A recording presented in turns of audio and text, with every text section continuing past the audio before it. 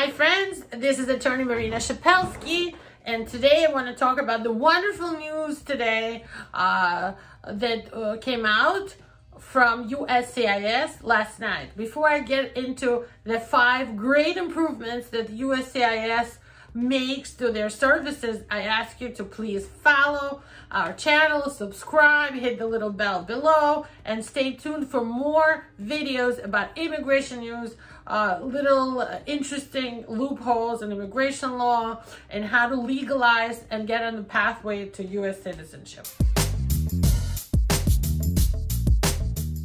USCIS updated its policies to improve immigration services yesterday, and this language itself makes me happy. They're looking to improve their services. They're saying, hey guys, we have services. We're giving you, the public, immigrants, services.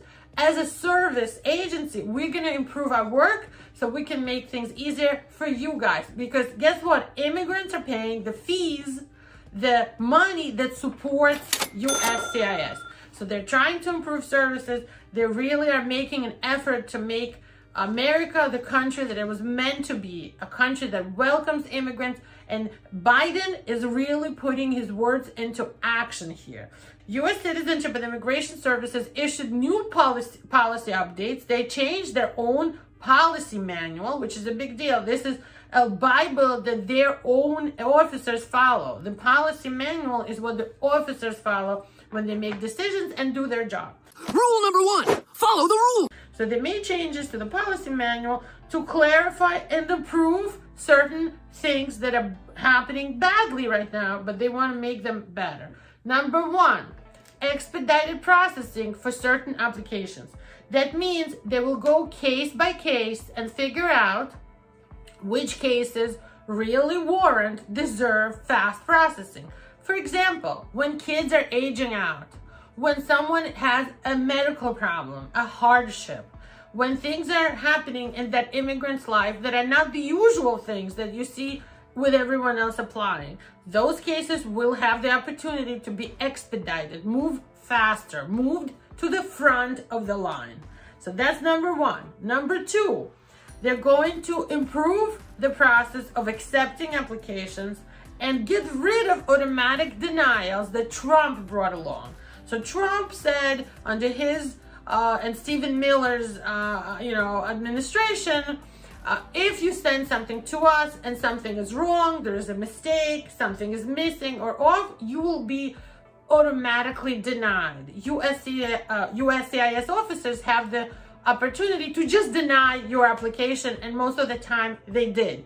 This is a change. Now they're saying, look, if you see forms someone is sending that have mistakes, errors in them, they're missing some information, missing some, check mark somewhere on a line, or maybe it doesn't say NA in a blank, application form, don't deny it. Send them a request for evidence. It's called RFE. It's when they send a letter requesting you add documents or you add information. Send them a notice of intent to deny if it's more serious.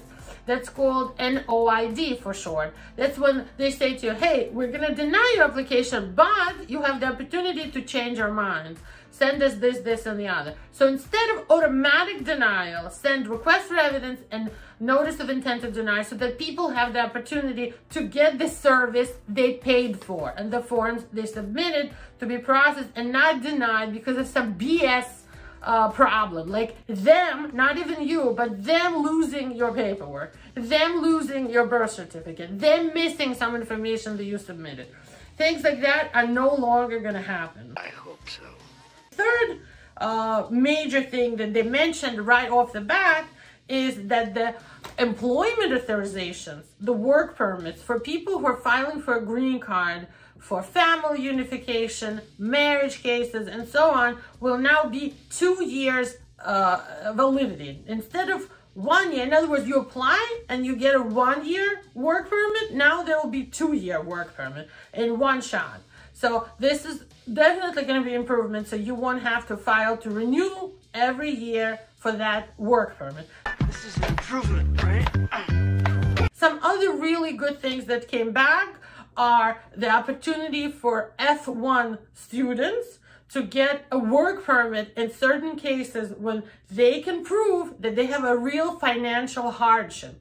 Like, God forbid, their family, somebody's sick, they can no longer afford just to go to school without working, and you have to prove that kind of a hardship. Now you have the opportunity to be a student and have a work permit, so you can both go to school and work. This is not for everybody, but many students who are experiencing financial hardships, you know, maybe somebody's ill in the family, maybe the family is super poor, maybe somebody lost a job or died, or because of COVID, someone like that will now have an opportunity to have the work permit.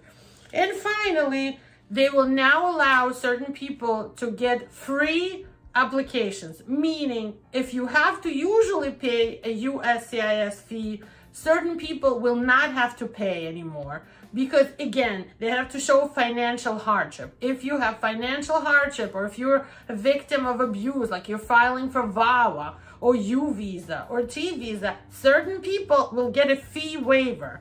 And that existed before, and we applied for many people, but they used to get routinely denied, and our poor clients had to pay those USCIS fees even though they were experiencing hardship. But now, no more. If you show that you have financial problems and you're filing for some sort of a abuse petition, or like something that's really humanitarian, you won't have to pay the USCIS fee. In addition, organizations that are nonprofit and promote cultural and social interests of our country also won't have to pay. So maybe if it's a small church or some organization that's really doing charity work and helping the community, they will not have to pay. Stay tuned. We'll have more videos for you. My name is Marina Shepelsky. I'm very excited to tell you these improvements today, and I hope to see you soon in our office to hear from you. Give us a call if you have a problematic immigration case, if you want to legalize, maybe other lawyers turned you away, we can find a way. Bye-bye.